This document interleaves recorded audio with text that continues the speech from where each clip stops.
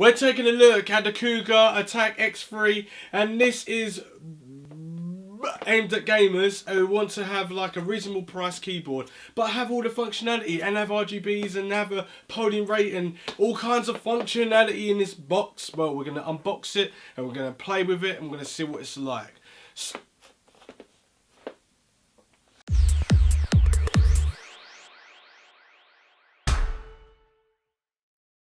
So first off, before we do the unveiling of this Attack of the X3 keyboard, look at the front. It's quite a nice little design on the box. Tells you everything it can do, 1000 or 100 hertz. This keyboard that I've got here is Cherry MX Red, and it's got like all the description on the back here that you'll need to know, and it is pretty up there with like some good mechanical keyboards, just at a lower price but still from a good make called Cougar.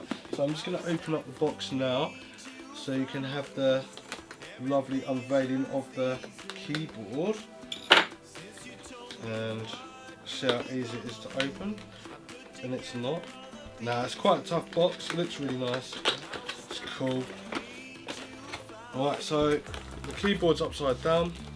That's how it will come in the box, like that. And getting the keyboard out. Woo! Alright, so I'll put the box down. So first off, you get like a little bit of instructions, which is like so. Tells you the special functionality of the keys, how to install it, because you can download the software and where to install it. But links will be in the description down below, or there'll be a card for another video, or a card on the corner on the right hand side to tell you where to go. So I'm going to take this out of the bag. Right, so that's done. Now, as I can see straight away from the actual keyboard, we'll talk about the cable. The cable is very nicely braided. It's quite thick. It's got the white end there, which you can have like a blue one for USB 3, black one for USB 2, and a white one for USB 2 as well. And it's got the Cougar logo on the actual end. The cable is 1.8 meters long in length, so it's pretty long. Oh, it is pretty long actually. That is a pretty long keyboard. Keyboard. It's a pretty long lead. So that's the lead out of the way. I can't see any cable management of the lead other than it's got like a thread through the back here, and it's just got some nice rubber feet. It gives you an extra centimetre off the ground. The keyboard is 17 centimetres by 46 centimetres by 4 centimetres in height, and at the back it gives you an extra centimetre, so 5 centimetres from it being laid on a table, so upright like that, with the flaps or the feet, which have got rubber feet, as I said, which won't scratch a desk, and that's the whole point about it. Welcome to the entry level for gamers. You know, like mechanical keyboards are pretty expensive. Well, this keyboard is reasonably priced, but by a good actual maker, and the buttons feel very like, well, the whole keyboard feels quite a solid sort of make. There's not really much flex into it at all. If I really suggest that I'm trying to squeeze or twist the keyboard, it does feel quite strong, and overheat and time, it will last you quite a long time. But anyway, we're going to test this out and talk a little bit more about it.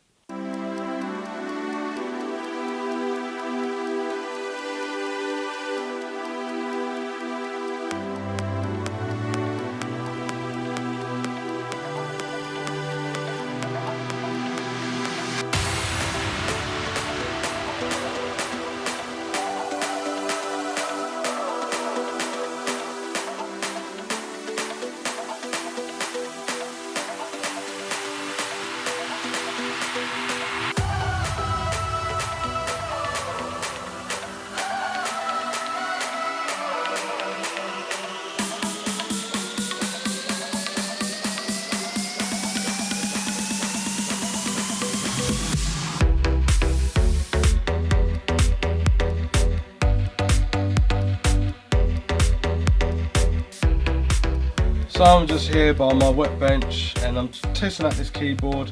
As you can see, the RGB light just comes on really nicely.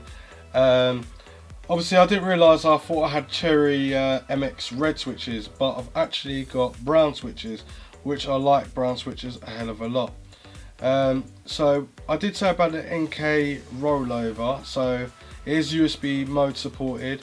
It's got a polling rate of 1000 Hz. It's got a full key backlight, which we all know about. So it's pretty nice with the aluminium background. It does show up a lot more better than what I thought it would.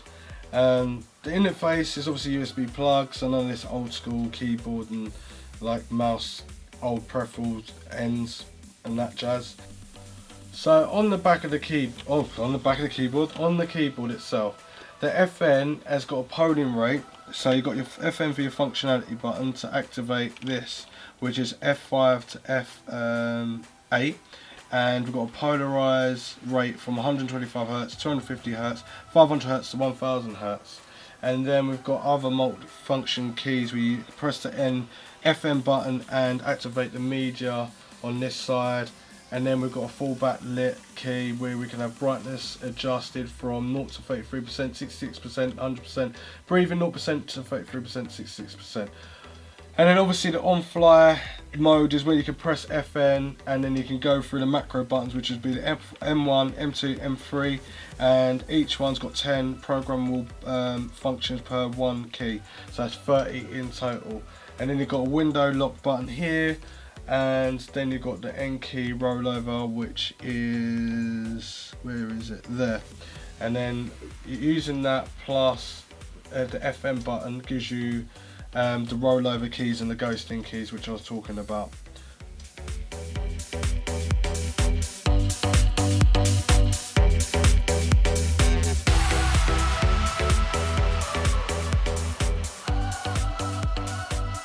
So I also forgot to mention that brown switches are quiet and they've got a distinction bump at the end when you click down or bottom press the actual key. The black ones have got quiet and hard sort of clicky buttons. Red is quiet, plus it's easy to press the buttons down, they feel nice and they're perfect for gaming. And blue is very clicky with a bump. Now I've got the brown one, so it's going to be quiet and it's got a little bump to it, so I should feel like a little bump, and it feels like a very soft bump. But I would personally definitely get some O-rings, so you have more of a pleasurable experience with this keyboard. So I'm just going to type something so you can hear it as a sound test.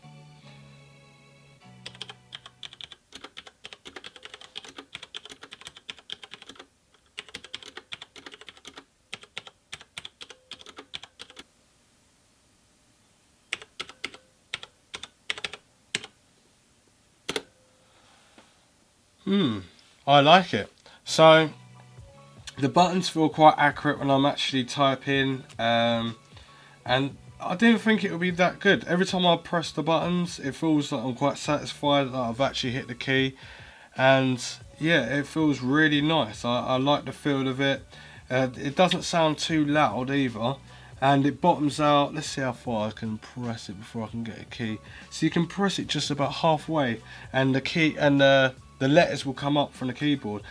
And the good thing about it, as well as my conclusion, is that it is quite easy to clean too.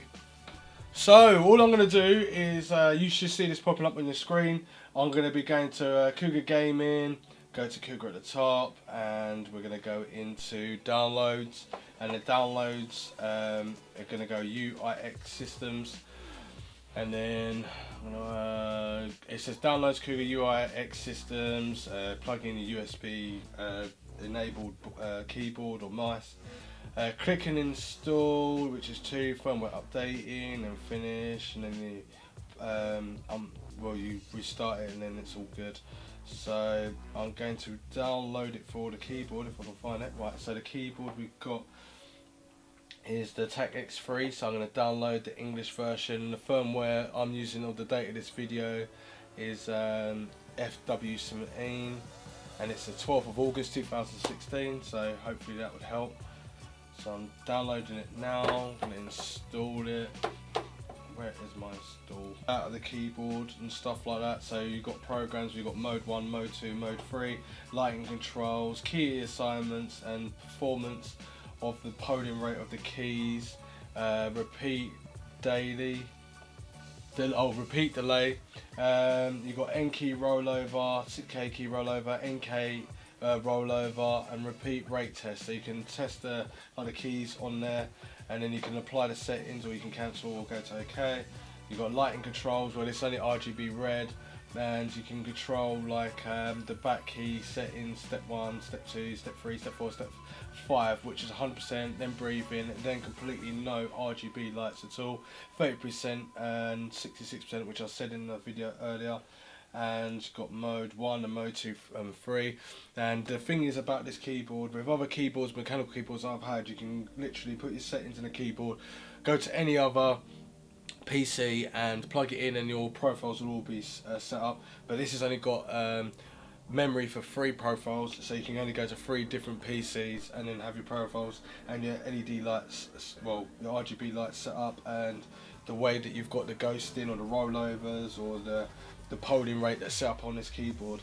Anyway, there's not a lot more I can say about this keyboard. It looks really quite stylish. I do like the hard build aluminium look, and the keys underneath. It looks really easy to clean. The keys are easy to pop off. You can put O-rings, rubber O-rings underneath the bottom to give it a little bit more of a tactical feedback, and it just looks really good, and it's very good for the price. The price, or the link will be in the description down below, take you to Cougar's website.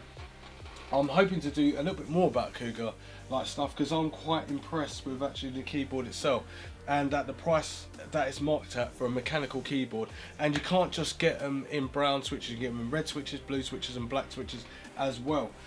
So just a thought, when you go to order this keyboard, make sure you choose what tactical keys you actually want, and if you want any O-rings and all that sort of jazz. But yeah, feels really nice on the fingers, and I don't want to ramble too much about the keyboard. The keyboard is really good, it's really what it says it's going to do in the tin. And also I do like the braiding in the cable. It will suit any other computer desk out there, or something that's really kind of a design. So say you've got a keyboard and your table set up, and you've got your RGB lights, and you've got your nice big curvy screens, or your 4K screens, whatever, it's going to really look really good. Anyway, if you like this video, give it a thumbs up. If you didn't like it, dislike it, leave a comment, have a little chat with me, tell me about your next build or anything like that. Socialise on Facebook, Twitter and all that sort of stuff. Instagram's doing really well. Thank you for all you lot that have got me up to 16,000 and something Instagram followers. Wow. I'm going to do another competition because I want to say a thank you and give back to the community. Anyway, see you next one, and I'm out of here.